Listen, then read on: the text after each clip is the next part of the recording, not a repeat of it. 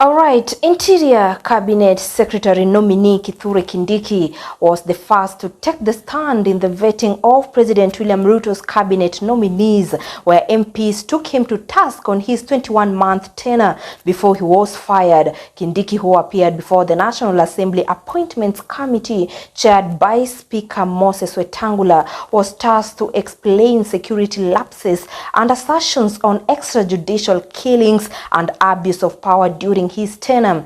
He defended his work since he took office in October 2022, saying the security issues that have been bedeviled the country, including terror attacks in Lamu as well as banditry in northern Kenya, have reduced significantly. Minority Leader Junet Mohammed queried him on the use of police excessive force during the Azimio la Umoja demonstrations as well as anti-finance bill protests, where dozens of people were killed while others were injured. Police brutality during protests has been a contentious issue for several years, with the police tasked with maintaining law and order have been accused of using excessive force to quell protests. This has resulted in injuries and loss of life, with protesters claiming that they are exercising their constitutional right to peaceful assembly. Kindiki expressed that the National Police Service did their best to restore order during the protests,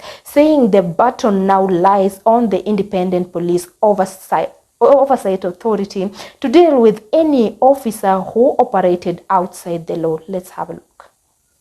Can give the Inspector General of Police directives. First, the Cabinet Secretary for Interior, but only on policy issues. Number two, the the Director of Public Prosecutions in matters in investigations of criminal activities. Other than that, operational matters are handled by the command of the National Police Service, and therefore the minister doesn't give operational directives. We have communicated the policy during my time in office, the policy of the Kenya Kwanza administration on policing, which includes zero tolerance on extrajudicial killings, zero tolerance on abuse of human rights, and restraints in the use of force. Limited only, the use of force being limited only to cases contemplated in the Constitution and the National Police Service Act and the schedule thereto, in the defense of life of the officer or the life of the people of Kenya. Therefore, it is unfortunate that during a recent protest, we witnessed the death of 42 Kenyans.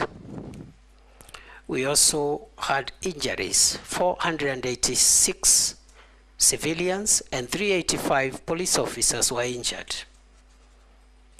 We had about 1,387 arrests.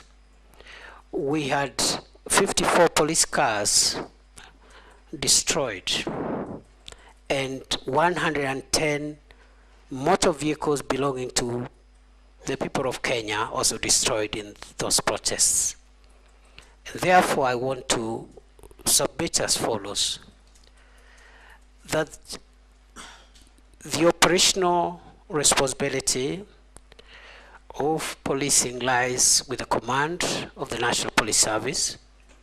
It is my estimation that on a broader scale of things, generally, the police tried their best to protect the country against mobs of criminals, arsonists, and other dangerous people, including those who visited Parliament and wanted to kill parliamentarians and other people. The police did their best. And in the event, as it is possible, that any officer went beyond what is allowed in terms of the use of force, it is now the work of the Independent Police Oversight Authority and other accountability agencies to help the country to bring to closure the issue of justice for excess use of force.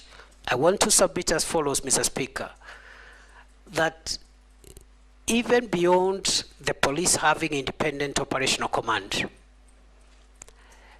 the issue of the use of firearms by a police officer is individual.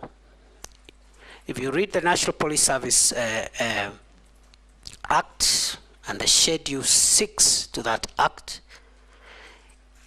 every police officer has individual responsibility on how they use firearms. You cannot, the Inspector General of Police will not be there to tell the police, the officer, shoot this one, don't shoot this one. There will be an operational order that will generally guide the police officer. So the accountability of the IG will be on the operational order, which is publicly available, whether that operational order met the constitutional threshold, but the use of force by individual officers is an individual responsibility issue. Other than that, I commend generally those officers who tried their best in very difficult circumstances to help the country come to terms with what happened, and hope and will see to it, if I am reappointed, that the accountability for those who violated the law is pursued conclusively. I submit.